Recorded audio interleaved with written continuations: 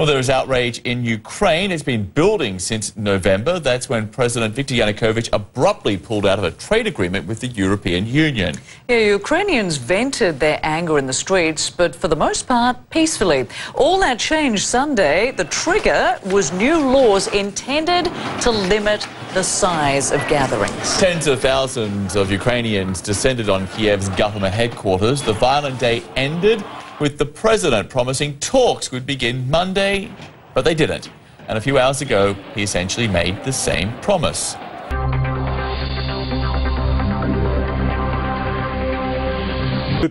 I'm addressing residents of the city of Kiev, as well as other participants of mass rallies. I'm asking you not to follow those who are calling for violence, who want to provoke a rift between the state and society, and want to throw the Ukrainian people into the fire of mass unrest. But effective talks just don't seem possible at the moment. Throughout the two-month-long crisis, the opposition has insisted on the government's resignation and called for early presidential elections. And despite the president's conciliatory words, there are reports that Internal Affairs Minister Vitaly Zaharchenko has signed a bill allowing riot police to use weapons when necessary. The opposition blames the president for not listening to the public.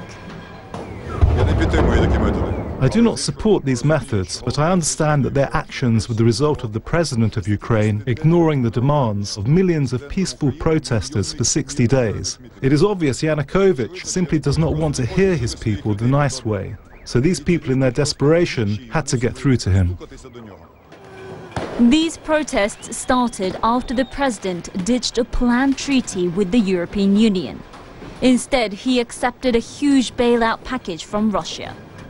President Yanukovych says he's now ready to negotiate with opposition leaders. But so far, there seems to be no end in sight for these violent clashes.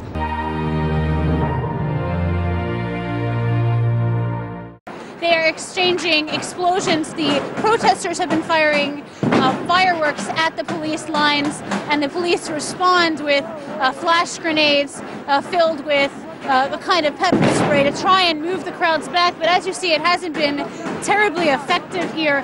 There are thousands of people here, just down here, coming to see what's happening, to support the protest here. The protesters say they'll do whatever they want.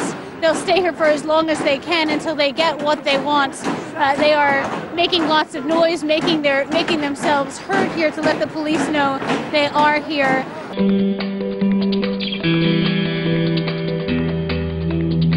The European Union has urged Ukraine to revise the legislation. The US has called it undemocratic.